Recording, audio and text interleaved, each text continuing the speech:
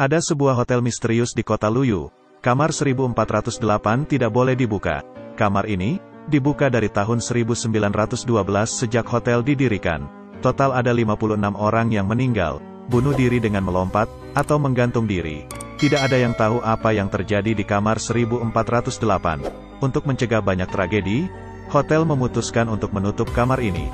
Tetapi ada seorang penulis yang menulis cerita hantu. Dia telah mengunjungi rumah-rumah berhantu di seluruh negeri, tapi tidak pernah melihat hantu. Dia tidak percaya dengan hantu. Mendengar kamar hotel ini, dia segera ke hotel itu, dan check-in di meja resepsionis. Tetapi diam-diam dia telah menelpon manajer hotel. Pria itu tersenyum, dan berkata bahwa kami akan meningkatkan Anda ke suite presidensial. Penulis mengatakan bahwa saya ingin kamar 1408. Manajer memintanya datang ke kantor untuk mengobrol, dan merubah senyumnya. Saya dengan sungguh-sungguh meminta agar Anda tidak tinggal di kamar itu. Penulis tidak berkompromi.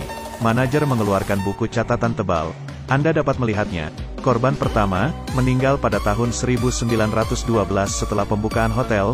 Dengan memotong tenggorokannya, penulis terus membalik setiap halaman. Ini adalah tragedi yang berbeda. Manajer mengatakan bahwa tidak ada yang melewati itu selama 1 jam. Dia lebih tertarik, mengatakan bahwa dia harus tinggal. Jika tidak saya akan menuntut Anda. Manajer hotel. Manajer akhirnya setuju. Manajer mengantarnya ke atas. Penulis bertanya apakah kamar kotor. Manajer menjawab kami akan membersihkannya setiap bulan. 3 orang secara bergilir, tidak boleh lebih dari 10 menit. Pintu harus dibuka. Tapi mesti begitu. Selama beberapa tahun seorang pekerja wanita menunggu di kamar mandi. Dia menunggu sampai orang keluar. Matanya hilang. Sampai di lantai 14. Manajer memperingatkan penulis untuk tidak masuk kamar itu. Sayangnya dia masih menolak. Time sama dengan 0.4s, lebih besar dari dia ditinggalkan sendirian. Dia mulai berjalan menuju 1408. Dan membuka buku catatan sambil melihat gambar-gambar di masa lalu. Gambar-gambar itu lebih menakutkan dan berdarah. Dia terpesona oleh buku itu. Tiba-tiba, dia menyadari bahwa dia sebenarnya telah kembali ke pintu masuk lift. Tetapi ada kekuatan dalam kegelapan.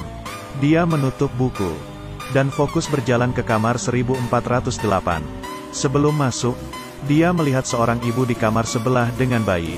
Kelihatannya dia tidak aman. Akhirnya dia tiba di kamar 1408. Memasukkan kunci, memutar kunci, membuka pintu, menyalakan lampu. Semuanya normal di dalam ruangan. Pria itu mencibir, menutup pintu dan melihat-lihat isi kamar. Mulai dari TV, tisu juga normal, kulkas juga normal. Hanya radio yang tidak biasa. Di atas karpet ada noda aneh dan gambar lukisan juga sedikit tidak biasa. Lalu dia membuka jendela, melihat keluar. Di luar tampak normal. Tiba-tiba, radio berdering dengan sendirinya. Membuatnya kaget. Pria itu membalikkan kepalanya dan melihat. Sialnya, tempat tidurnya ada kotoran. Ia merasa ada seseorang di kamar itu. Jadi dia harus waspada. Tidak ada seorang pun di mana-mana. Dan saat ini dia menemukan bahwa tisu toilet di kamar mandi benar-benar menghadap ke mahkota. Dan udara semakin panas dan panas. Dan menemukan bahwa AC rusak. Jadi dia menelpon resepsionis untuk meminta mereka memanggil pekerja pemeliharaan untuk datang. Mereka setuju. Pada saat ini, pria itu penasaran dan mematikan lampu, memegang sinar ultraviolet. Seluruh ruangan benar-benar penuh dengan noda darah. Nyalakan lampu. Dia menemukan ada yang aneh dengan lukisan. Dia menurunkan lukisan itu. Tiba-tiba ada yang mengetuk pintu. Ternyata adalah pegawai pemeliharaan. Dia membuka pintu, tapi petugas itu enggan masuk ke dalam. Dia bilang, saya akan mengajari Anda caranya. Pria itu akhirnya memperbaiki AC sesuai dengan instruksinya. Kemudian dia berbalik, petugas pemeliharaan menghilang. Dia menutup pintu. Tiba-tiba menemukan bahwa dia tidak dapat mendengarnya. Mencoba mendengar suara di luar jendela, telinganya benar-benar tidak dapat mendengar suara. Saat dia kembali, tiba-tiba jendela tertutup sendiri. Tangannya terjepit. Dia menjerit kesakitan dan mencoba melepas jarinya. Tangannya mulai berdarah. Dia pergi ke kamar mandi, menghidupkan keran untuk membasuh jarinya. Tiba-tiba air keran menjadi panas. Dia ketakutan. Pergi keluar, menelpon resepsionis. Dia mengatakan saya ingin ganti kamar.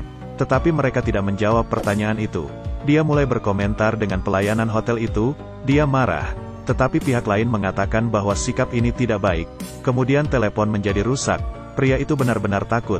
Dia mencoba membuka pintu tapi tidak berhasil, kunci tidak berhasil. Dia menggedor-gedor pintu itu, dia mencoba mengintip keluar, ada sebuah mata yang menatapnya.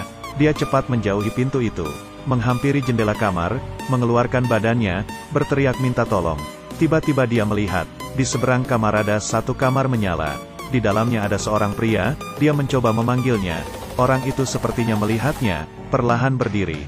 Pria itu melambaikan tangannya, untuk meminta bantuan. Dia mengatakan ada yang tidak beres, orang di seberang mengikutinya. Melihat tindakannya dia sadar, dia menyadari bahwa dia tidak meniru dia, tapi mengikutinya. Lalu dia mengambil lampu dari sisi dan mengambilnya. Orang di seberang juga sama. Orang lain itu ternyata dirinya sendiri, dan yang lebih menakutkan, ada orang lain di belakang orang itu, memukul kepalanya, bahwa orang yang sama muncul juga di tempatnya. Lebih besar dari tetapi, dia hanya menderita sedikit dan dengan cepat. Pria itu membawa lampu tempat tidur, melemparnya ke bawah, tetapi lampu menghilang di udara. Dia sangat khawatir. Dia berusaha mati-matian untuk mengatakan pada dirinya sendiri semua adalah halusinasi. Lebih banyak halusinasi muncul. Hantu yang meninggal di hotel ini muncul, memanjat keluar jendela dan melompat. Satu orang dua orang. Tampak untuk mengingatkannya apa yang harus dilakukan. Pria itu tidak mau berkompromi. Dia memeriksa denah hotel, menemukan bahwa ada jendela di kamar 11.408. Dia bisa mencoba cara ini. Baru 9 langkah. Dia bisa mencobanya lewat jendela 1408. Menurunkan kaki, dengan hati-hati merayap keluar jendela, dan mengatakan pada diri saya sendiri bahwa itu hanya 18 langkah. Dia tidak berani melihat ke bawah. Dia hanya bisa bergerak di atap yang sempit, dan menempel di dinding. 1 langkah, 2 langkah, 3 langkah. Angin di lantai 14 sangat kuat. Di langkah ke-9, dia tidak bisa menyentuh jendela. Tiba-tiba dia melihat tidak ada jendela di depannya. Hanya ada dinding yang tak berujung. Dia akhirnya kembali.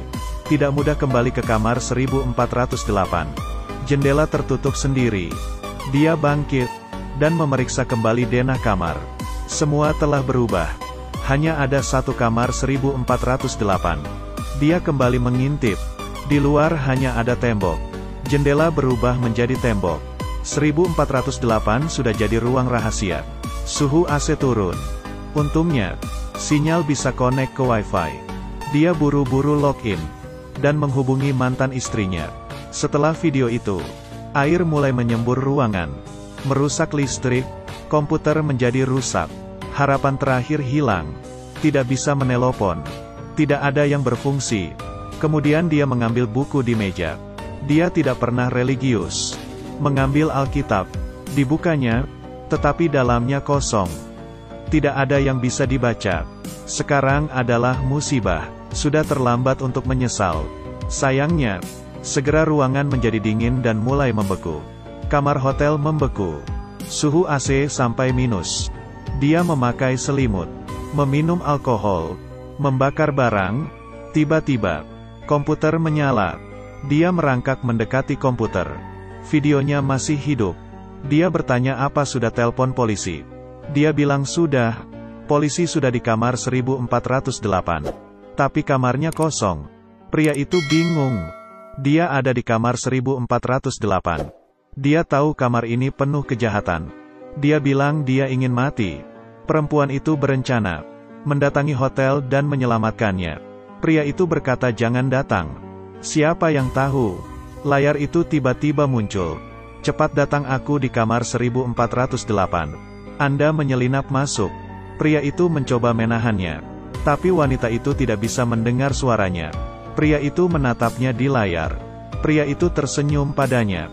Tiba-tiba, ruangan mulai runtuh. Dinding mulai bergerak. Teriakan minta tolong kru juga mendengar satu demi satu. Di dalam kamar air terus turun.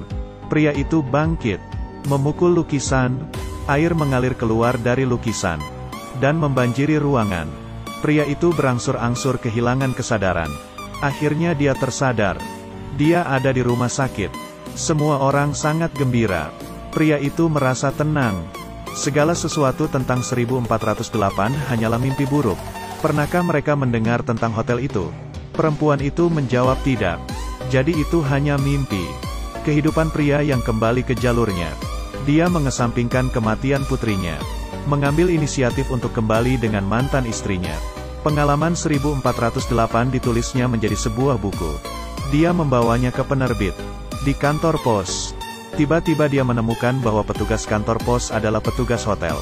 Kemudian terjadi hal yang luar biasa.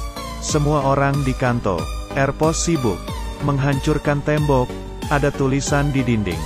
Ini adalah kamar 1408. Ternyata, semua orang tidak pernah meninggalkan ruangan.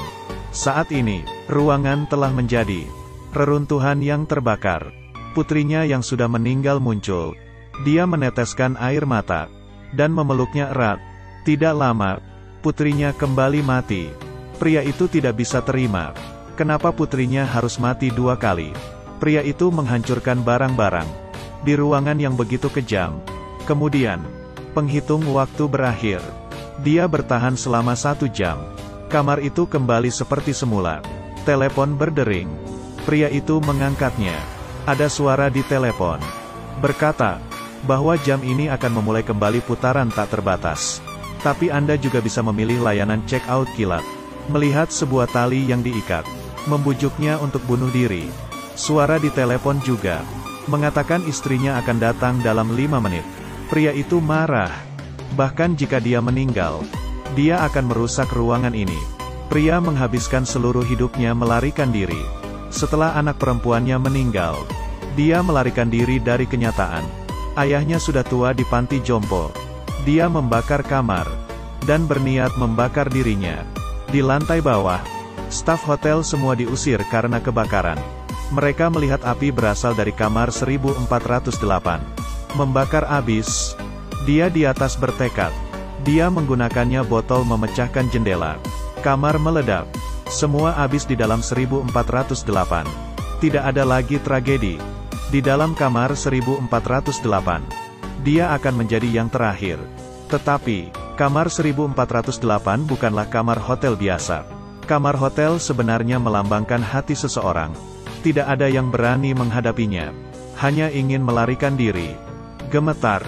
Tetapi seringkali yang kesepian akan kalah. Jadi tolong jangan tinggalkan orang yang kamu cintai yang mencintaimu. Dengan mereka, kamu akan menjadi lebih kuat.